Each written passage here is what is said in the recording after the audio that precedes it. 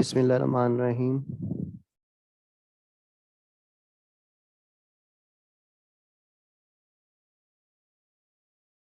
आज का हमारा टॉपिक है ऑर्गेनिक स्पेक्ट्रोस्कोपी। हमारा जो पिछला कोर्स था वो खत्म हो गया, अब हमने ऑर्गेनिक स्पेक्ट्रोस्कोपी शुरू कर ली। तो ऑर्गेनिक स्पेक्ट्रोस्कोपी डिस्कस करते हुए मैं थोड़ा सा बैकग्राउंड बता देता हूँ कि हमारे पास जो ऑर्गेनिक केमिस्ट था उसको हमेशा से दो प्रॉब्लम्स आती हैं। एक तो separation of chemical substance either from a reaction mixture और फ्रॉम अ नेचुरल सोर्स। क्या करना है, उसने सेपरेट सेपरेट करना है किसी भी सब्सटेंस को कि आधा के वो हमारे पास मिक्सचर है या किसी नेचुरल सोर्स से सेपरेट करना हो, तो वो एक उसको मुश्किल पेश आती थी। और दूसरा chemical analysis of the separate substance, और उसका एनालिसिस करना, चाहे वो क्वालिटेटिव हो चाहे वो क्वांटिटेटिव हो। तो ये दो प्रॉब्लम्स है हमेशा से ऑर्गेनिक केमिस्ट को पेश आती रही हैं। तो जो अर्ली डेज में थे, जो हमारे पास सेपरेशन होती थी वो क्लासिकल मेथड से कैरिड आउट की जाती थी, जिसमें हमारे पास होते हैं डिस्टिलेशन था, सॉल्वेंट एक्सट्रैक्शन था, क्रिस्टलाइजेशन थी, सब्लिमेशन थी। तो ये हमारे पास क्या थे, सेपरेशन मेथड थे अर्ली डेज में। और केमिकल एनालिसिस जो किया जाता था वो बेस्ड होता था ग्रेविमेट्रिक और वॉल्यूमेट्रिक मेथड, जो हमने डिस्कस करते हैं इनऑर्गेनिक केमिस्ट्री में। तो ये हमारे पास क्या थे, मेन टूल्स थे फॉर द क्वांटिटेटिव एनालिसिस। उसके बाद क्या आया, towards the end of the 19th century spectroscope develop हुई। जब स्पेक्ट्रोस्कोप डेवलप हुई तो वो हमारे पास क्या थे, क्वालिटेटिव पर्पस के लिए यूज होती थी। सही है, वो यूज होती थी क्वालिटेटिव पर्पस के लिए। लेकिन हमें केमिकल एनालिसिस के लिए वॉल्यूमेट्रिक और ग्रेविमेट्रिक मेथड्स ही यूज करने पड़ते थे। तो उसके बाद आस्ता आस्ता जिद्दत आती रही। उसके बाद क्या हुआ, रेवोल्यूशन आई स्पेक्ट्रोस्कोपी टेक्निक में। तो बाद में वो क्या हुई, अब एनालिसिस के लिए भी हम क्या करते हैं, स्पेक्ट्रोस्कोपिक टेक्निक यूज करते हैं। ये था थोड़ा सा बैकग्राउंड। अब ऑर्गेनिक स्पेक्ट्रोस्कोपी में कुछ टर्म्स हैं, जिसमें हमारे पास सबसे पहले आती है इलेक्ट्रोमैग्नेटिक रेडिएशंस, कि ये क्या होती है। अब जो हमारे पास इलेक्ट्रोमैग्नेटिक रेडिएशन है वो क्या, बेसिकली ट्रांसमिशन ऑफ एनर्जी है, जिसे हम रेडिएंट एनर्जी कहते हैं। और इसकी कॉमन फॉर्म है ऑर्डिनरी लाइट। कोई भी लाइट है वो हमारे पास क्या है, इलेक्ट्रोमैग्नेटिक रेडिएशन है। बेसिकली क्या हो रही, एनर्जी की ट्रांसमिशन हो रही from the source to the target. अब क्वांटम मैकेनिक्स हमें बताती है कि जो हमारे पास इलेक्ट्रोमैग्नेटिक रेडिएशन है या कोई भी लाइट है, उसकी क्या होती है, डुअल नेचर होती है। कुछ प्रॉपर्टीज उसकी क्या होती हैं, वो वेव लाइक होती हैं, और कुछ प्रॉपर्टीज उसकी क्या होती हैं, particle like discrete packets of energy है। सही है, कि पार्टिकल की तरह क्या है, डिफरेंट पैकेट्स ऑफ एनर्जी होते हैं, जिसे हम फोटॉन्स कहते हैं। तो जब हमारे पास लाइट है वो किसी टारगेट पे जब स्ट्राइक करती है तो वो पार्टिकल की तरह कर रही होती है, लेकिन जब वो ट्रेवल करती है तो वो वेव की फॉर्म में कर रही होती है।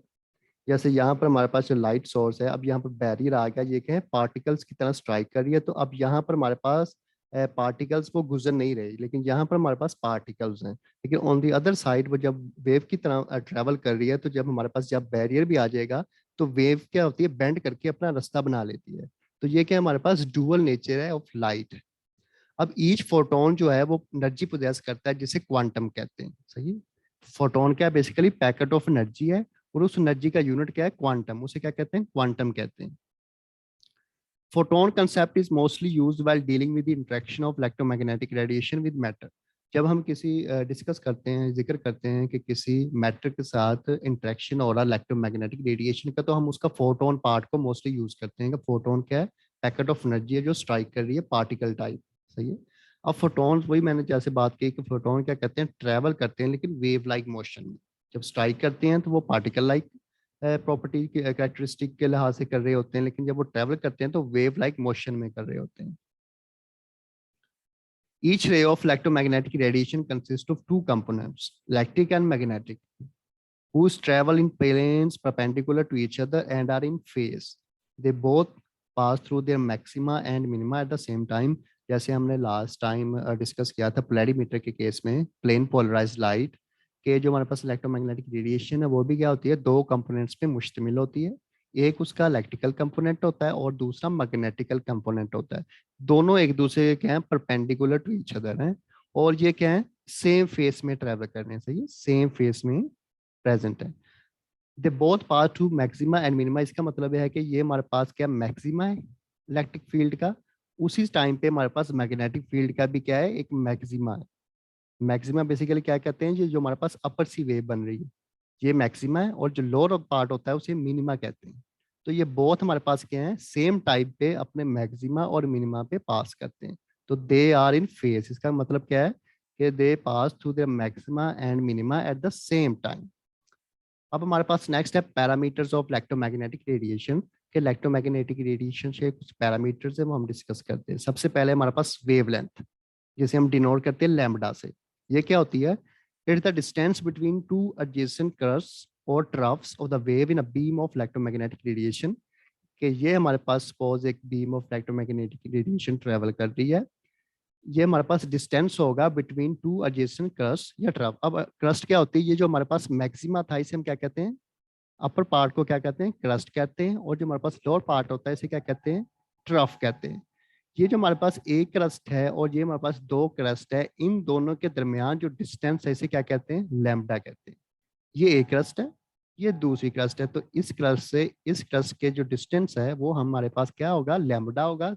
सिमिलरली ऐसे ही हमारे पास ये ट्रफ है, इस ट्रफ से इस ट्रफ के दरमियान जो डिस्टेंस होगा वो हमारे पास क्या होगा? लैम्बडा होगा। तो यहाँ हमारे पास वो दो क्रस्ट के दरमियान हो सकता है, या वो हमारे पास क्या हो सकता है? दो ट्रफ्स के दरमियान हो सकता है। क्लियर है? उसे हम कहते हैं लैम्बडा वेवलेंथ। उसके कुछ यूनिट्स हैं, या units use for wavelength are angstrom, nanometre है, माइक्रोमीटर और मीटर यूज करते हैं, क्योंकि डिफरेंट इलेक्ट्रोमैग्नेटिक रेडिएशंस के हैं उनके डिफरेंट यूनिट्स हैं। अब हमारे पास नीचे बताया गया कि जो 1 मीटर है वो 10⁻⁻6 माइक्रोमीटर के बराबर होता है, और यही हमारे पास क्या होता है? 10⁻⁹ नैनोमीटर के बराबर होगा 1 मीटर ही, या 10⁻⁻6 माइक्रोमीटर ले लो, और ये बराबर होगा 10⁻10 एंगस्ट्रॉम से। सही, 1 मीटर बराबर होगा 10⁻6 माइक्रोमीटर, वही 10⁻9 नैनोमीटर के बराबर होगा, और 10⁻10 एंगस्ट्रॉम के बराबर होगा। तो ये डिफरेंट यूनिट्स हैं जो यूज होते हैं इलेक्ट्रोमैग्नेटिक रेडिएशन में in the form of wavelength. Next है फ्रीक्वेंसी, इसे वी से भी डिनोट करते हैं।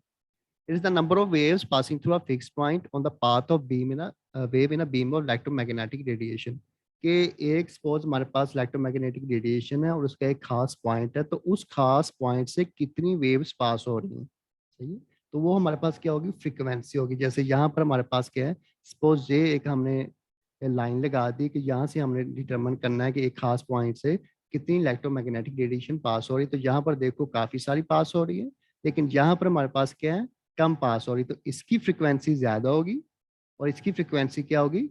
कम होगी। वेव कितनी होती है कि ये हमारे पास एक क्रस्ट होगा उसका, और ये हमारे पास उसका ट्रफ होगा, तो ये हमारे पास एक वेव बनती है। तो यहाँ पर हमारे पास क्या, कम वेव जा रही है, दो बन रही है, लेकिन यहाँ पर हमारे पास क्या है? ज्यादा वेव्स हैं, तो इसकी फ्रीक्वेंसी क्या होगी? ज्यादा होगी, क्योंकि ये ज्यादा पास हो रही, नंबर ऑफ वेव्स जो हैं वो ज्यादा पास हो रही है किसी एक खास पॉइंट से। और इसके जो हमारे पास यूनिट्स है फ्रीक्वेंसी के, वो हमारे पास हर्ट्स हैं, साइकिल पर सेकंड यूज होता है, और उसे सीपीएस भी कहते हैं। नेक्स्ट हमारे पास है wave number, is the number of waves per unit distance. कि एक खास हमारे पास डिस्टेंस है पर यूनिट, वहां से हमारे पास कितनी नंबर ऑफ वेव्स पास हो रही हैं, वो हमारे पास क्या होगा? वेव नंबर होगा। और उसे म्यू स्लैश से डोनेट करते हैं, वी स्लैश से डोनेट करते हैं। और इसके लिए हमारे पास जो यूनिट यूज होता है वो होता है पर सेंटीमीटर। क्लियर है यहाँ तक?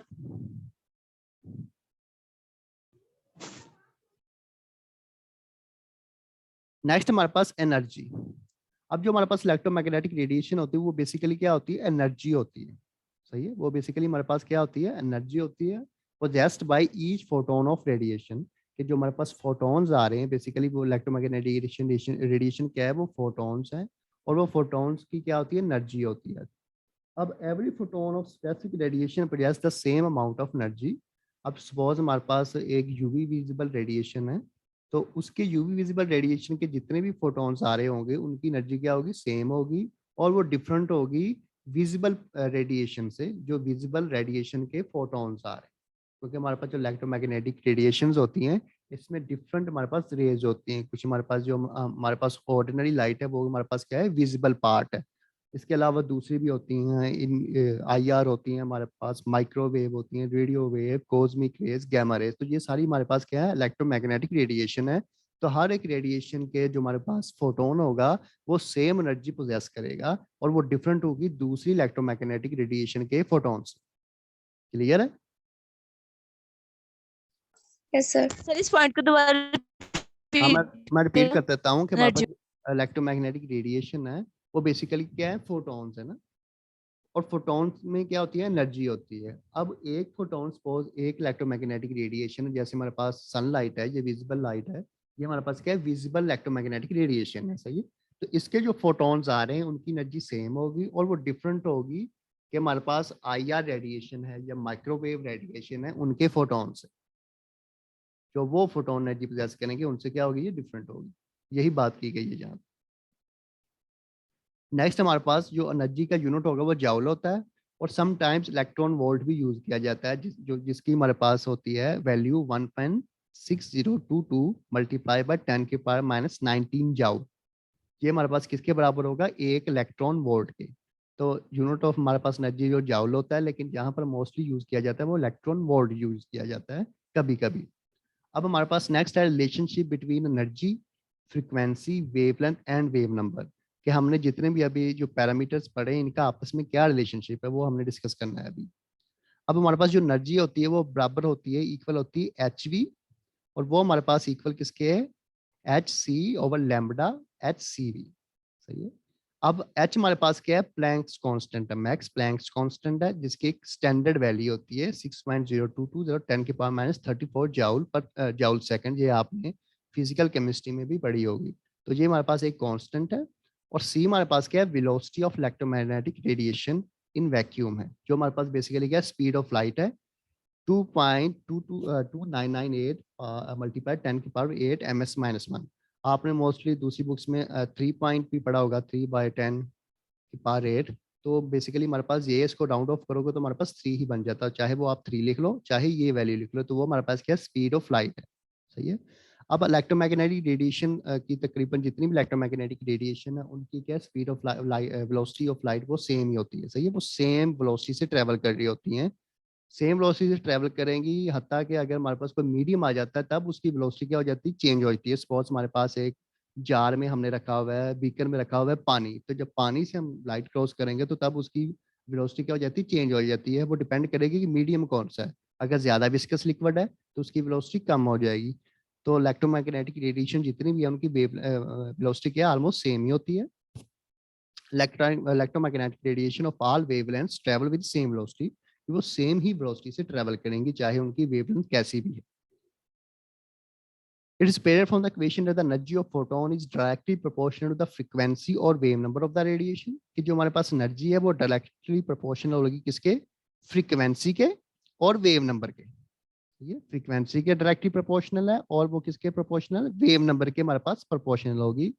And inversely proportional to the wavelength of the radiation. लेकिन जो लैम्बडा है उसके क्या होगी, वो इनवर्सली प्रोपोर्शनल होगी हमारे पास एनर्जी। अब नेक्स्ट है हमारे पास an electromagnetic radiation of 50 nanometre, कि कोई हमारे पास एक रेडिएशन है जिसकी इतनी वेवलेंथ क्या है, हमारे पास 50 नैनोमीटर की उसकी क्या है, वेवलेंथ है, सही है।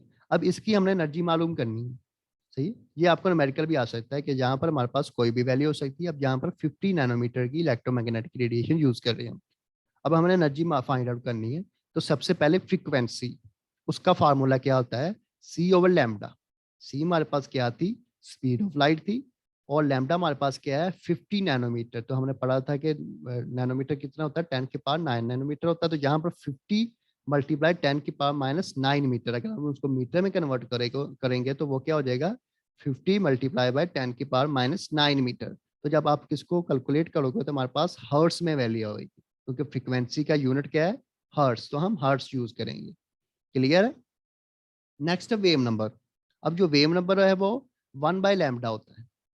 तो जब इसको आप कैलकुलेट करोगे तो हमारे पास ये वाली वैल्यू आएगी, और वेव नंबर का हमें यूनिट पता है कि सेंटीमीटर हमारे पास होता है। नेक्स्ट हमने एनर्जी कैलकुलेट करनी है। तो एनर्जी का हमारे पास क्या है, HC/λ। HC हमारे पास ओवर क्या है, लैम्डा। अब हमारे पास HC जो है,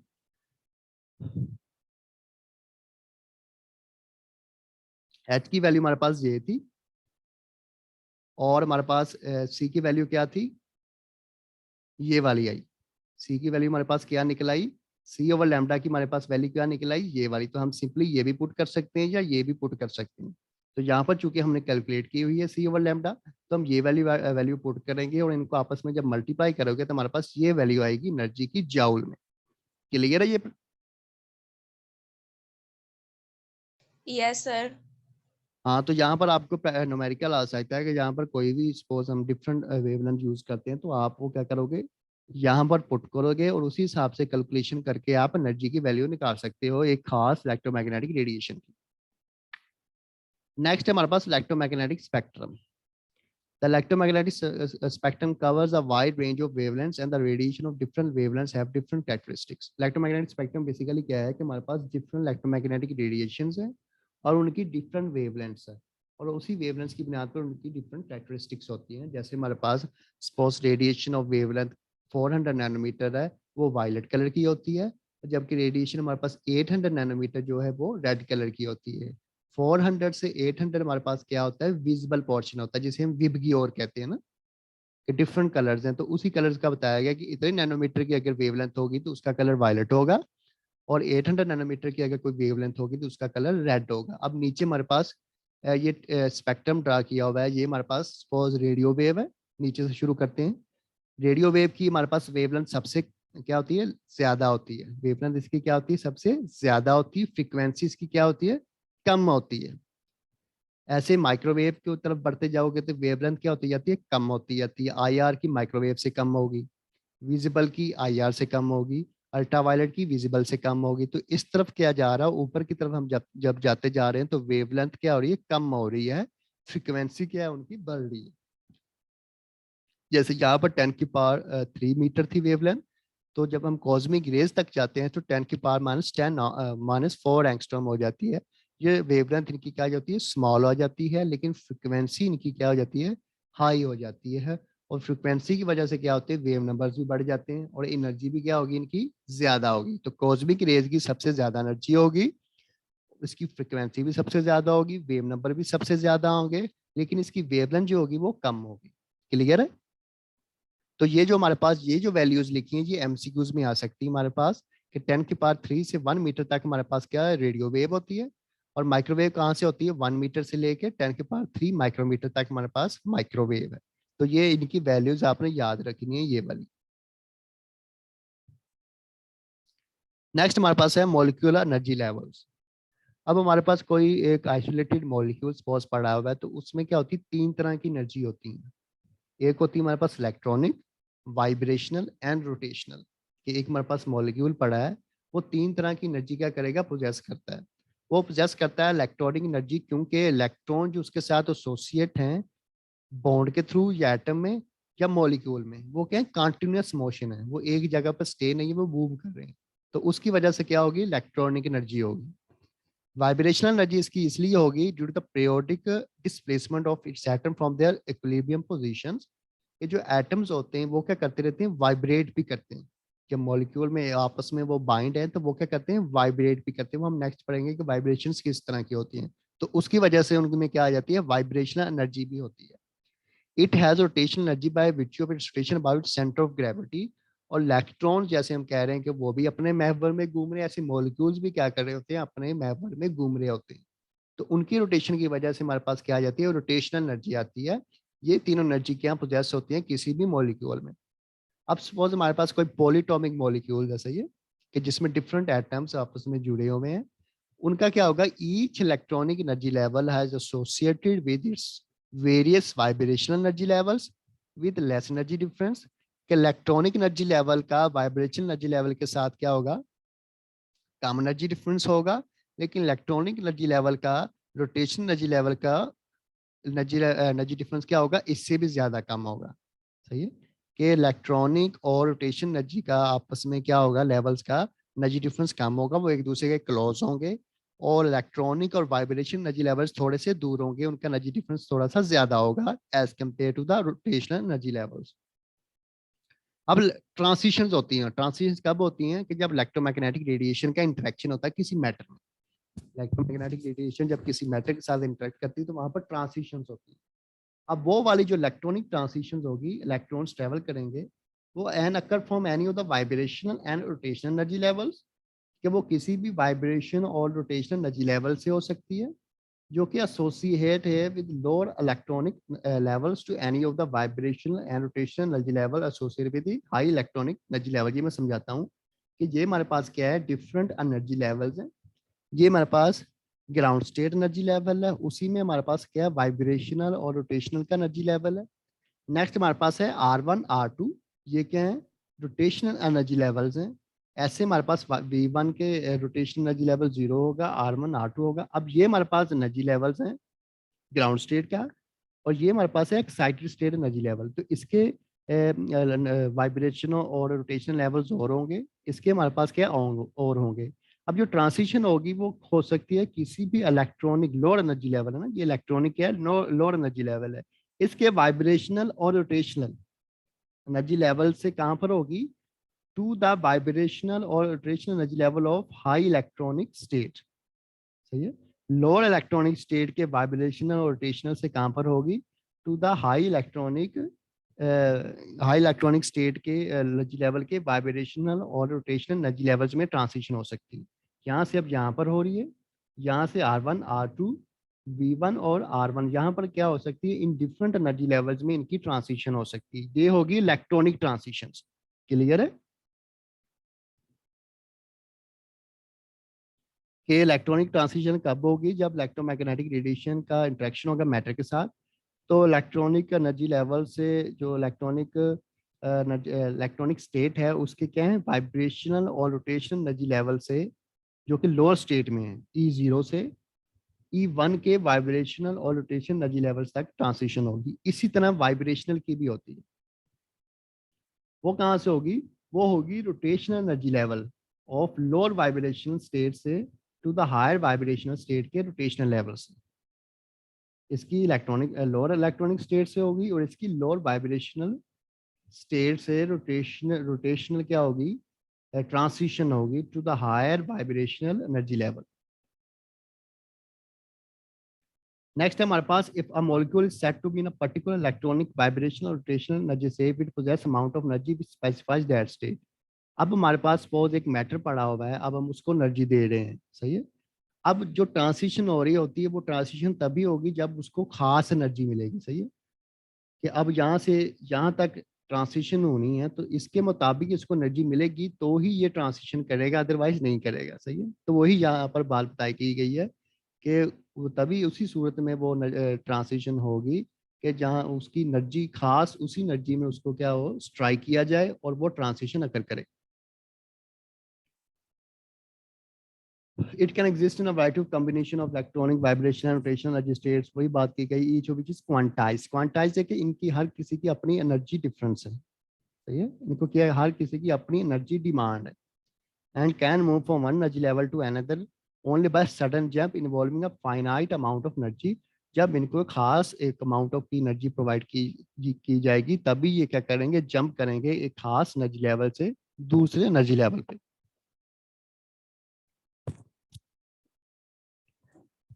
यहाँ पर बताया गया, for example transition of molecule between energy levels E node से अब E1 होना है। ई नोड क्या है, लोअर एनर्जी इलेक्ट्रॉनिक स्टेट है, और E1 क्या हाई इलेक्ट्रॉनिक लेवल है।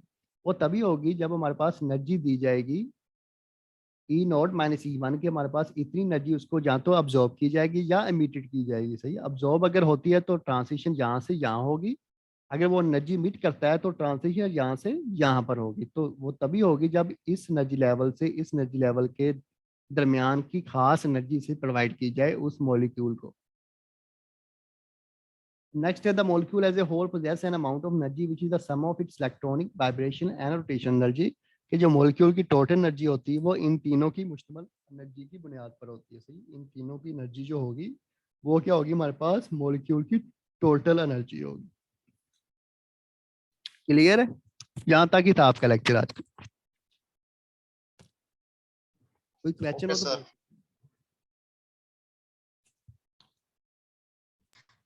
सर ये दोनों डायग्राम्स एक दफा दोबारा एक्सप्लेन कीजिएगा, इलेक्ट्रॉनिक की और वाइब्रेशनल। अच्छा मैं बता देता हूँ। मैं कह रहा हूँ कि अब सपोज हमारे पास एक मॉलिक्यूल है, अब उसको हमने इंटरेक्शन करवाना है इलेक्ट्रोमैग्नेटिक रेडिएशन का। सही है, पहली बात ये कि ट्रांसिशन तभी होगी जब उसको एक खास एनर्जी प्रोवाइड होगी। सही है, कि कहाँ से कहाँ तक उसने ट्रांसिशन करनी है। सही है, उतनी उसको एनर्जी दी जाएगी तभी वो ट्रांसिशन पॉसिबल है, सही है। और वो ट्रांसिशन दो तरह की होती है, एक इलेक्ट्रॉनिक ट्रांसिशन होती है, दूसरी वाइब्रेशनल होती है। इलेक्ट्रॉनिक ट्रांसिशन कैसे होगी? इलेक्ट्रॉनिक ट्रांसिशन ऐसे होगी कि इलेक्ट्रॉनिक ट्रांसिशन के वाइब्रेशनल और रोटेशनल एनर्जी लेवल्स, ये वाले, ये V2 R0 ये सारे क्या हैं हमारे पास, लोअर एनर्जी जो इलेक्ट्रॉनिक स्टेट है इसके वाइब्रेशनल और रोटेशनल एनर्जी लेवल्स है, सही है। तो इनमें से किसी में से भी क्या हो सकती है, हायर एनर्जी वाले के वाइब्रेशनल और रोटेशनल एनर्जी लेवल में ट्रांसिशन हो सकती है। ये हाई इलेक्ट्रॉनिक स्टेट है, ये लोअर इलेक्ट्रॉनिक स्टेट के एनर्जी लेवल्स हैं, वाइब्रेशनल और रोटेशनल। इनमें से किसी में से भी यहाँ पर क्या हो सकती है, ट्रांसिशन हो सकती है। अब यहाँ से दिखाई गई है V0 R0 से R1 R2, यहाँ से भी हो सकती है, इनमें यहाँ से भी हो सकती है, और इनमें से यहाँ से भी हो सकती है, सही है। दूसरी तरफ हमारे पास क्या है, वाइब्रेशनल, जो हमारे पास वाइब्रेशनल एनर्जी लेवल्स होंगे, वाइब्रेशन ट्रांसिशन होगी, वो कैसे हो सकती है? ये तो होगी इलेक्ट्रॉनिक, कि यहाँ से यहाँ होगी, सही है। अब यहाँ पर वाइब्रेशनल में कैसे होगी, कि ये हमारे पास वाइब्रेशनल रोटेशनल है, यहाँ से V1 में जाएगी, सही है, और यहाँ से हमारे पास क्या है, R1 R2 में जा सकती है। ये वाइब्रेशन की है, वाइब्रेशनल वाली R0 R1 R2 में जा सकते हैं, लेकिन इलेक्ट्रॉनिक वाले कहाँ पर जा सकते हैं, वो जा सकते हैं V0 R0 में, V0 के और R0 में भी वो जा सकते हैं, सही है। वाइब्रेशनल वाले R1 R2 में जाएंगे, लेकिन जो इलेक्ट्रॉनिक ट्रांसिशन है वो इनमें से किसी में भी हो सकती है। तो यही यहाँ पर डिस्क्राइब किया गया है। क्लियर है? जी सर। ओके। अच्छा, अभी ना लेक्चर मैं ऑफ नहीं कर रहा हूँ, तो हम ना इसी लेक्चर में दूसरा पढ़ लेते हैं 510 का, थोड़ा सा ही है उसका।